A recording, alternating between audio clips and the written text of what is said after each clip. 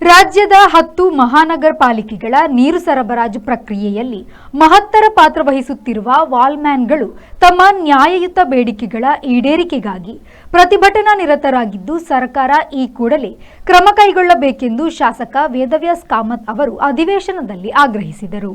ಈ ವಿಷಯದ ಪರವಾಗಿ ಶಿವಮೊಗ್ಗದ ಶಾಸಕ ಚನ್ನಬಸಪ್ಪ ಅವರು ಸದನದಲ್ಲಿ ಪ್ರಸ್ತಾಪಿಸಿ ವಾಲ್ಮ್ಯಾನ್ಗಳ ಹೋರಾಟ ತೀವ್ರವಾಗಿ ಕುಡಿಯುವ ನೀರಿಗೆ ಸಮಸ್ಯೆಯಾಗುತ್ತಿದ್ದರೂ ಸರ್ಕಾರ ಇನ್ನೂ ಸಹ ಎಚ್ಚೆತ್ತುಕೊಂಡಿಲ್ಲ.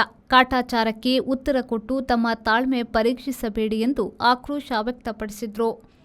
ಇದಕ್ಕೆ ಧ್ವನಿಗೂಡಿಸಿದ ಶಾಸಕ ವೇದವ್ಯಾಸ್ ಕಾಮತ್ ಅವರು ಮಂಗಳೂರು ಮಹಾನಗರ ಪಾಲಿಕೆಯಲ್ಲಿಯೂ ವಾಲ್ಮ್ಯಾನ್ಗಳಿಂದ ನ್ಯಾಯಯುತ ಬೇಡಿಕೆ ಇದ್ದು ಸರ್ಕಾರ ಅವರನ್ನ ನೇರ ನೇಮಕಾತಿ ಮಾಡಿಕೊಳ್ಳುವುದಿಲ್ಲ ಎಂದು ಹೇಳಿದ.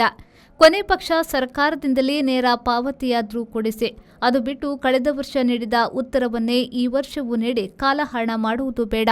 ಕೂಡಲೇ ಇವರ ಕಷ್ಟಗಳನ್ನು ಮನಗಂಡು ರಾಜ್ಯದ ಎಲ್ಲ ಮಹಾನಗರ ಪಾಲಿಕೆಗಳ ವಾಲ್ಮ್ಯಾನ್ಗಳ ಬೇಡಿಕೆಯನ್ನ ಈಡೇರಿಸುವಂತೆ ಆಗ್ರಹಿಸಿದ್ರು. ಮಂಗಳೂರು ಮಹಾನಗರ ಪಾಲಿಕೆ ವ್ಯಾಪ್ತಿಯ ಕಾರ್ಮಿಕರು ಕೂಡ ಇದಕ್ಕೆ ವಾಲ್ಮ್ಯಾನ್ಗಳು ಕೂಡ ಮತ್ತು ಸಂಬಂಧಪಟ್ಟವರು ಇದೇ ರೀತಿಯ ನೇರ ಪಾವತಿ ಮನವಿ ಮಾಡ್ತಾ ಇದ್ದಾರೆ.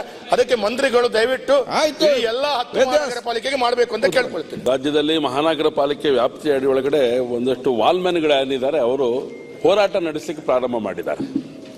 ಇದು ಸರ್ಕಾರದ ಗಮನಕ್ಕೆ ಬಂದಿದೆ ಅಂತೇಳಿ ನಾನು ಭಾವಿಸ್ತೇನೆ. ಬಂದಿದ್ರೆ ಯಾವ ರೀತಿ ಕ್ರಮಗಳನ್ನು ತಗೊಳ್ತಾ ಇದೆಯೋ ಅದ್ರ ಬಗ್ಗೆ ವಿಶೇಷವಾಗಿ, ಯಾಕೆಂದ್ರೆ ಅವ್ರ ದುಃಖವೇನು ಅಂತ ಹೇಳಿದ್ರೆ ಕಳೆದ 1-1.5 ವರ್ಷದಿಂದ ಇದೇ ಪ್ರಶ್ನೆಗಳು ಹಾಕಿದ್ರೆ 1.5 ವರ್ಷದ ಹಿಂದೆ ಕೊಟ್ಟ ಉತ್ತರ ಇವತ್ತು ಕೊಡ್ತಾ ಇದ್ದಾರೆ. ಆದ್ರೆ 1.5 ವರ್ಷದಿಂದ ಇದ್ರ ಬಗ್ಗೆ ಏನು ಪ್ರಗತಿ ಆಗಿಲ್ಲ ಅಂತ ಹೇಳಿದ್ರೆ ಅವ್ರ ದುಃಖ ಕೇಳ್ತಾರೆ. ಸರ್ಕಾರ ಪರ್ಮನೆಂಟ್ ಮಾಡ್ಲಿಕ್ಕೆ 10 ಮಹಾನಗರ ಪಾಲಿಕೆಯ ಆ ಒಂದು ಕುಡಿಯುವ ನೀರಿನ ವಾಲ್ಮ್ಯಾನ್ಗೆ ಆಗಲ್ಲ ಅಂತ ಹೇಳ್ತಾರೆ.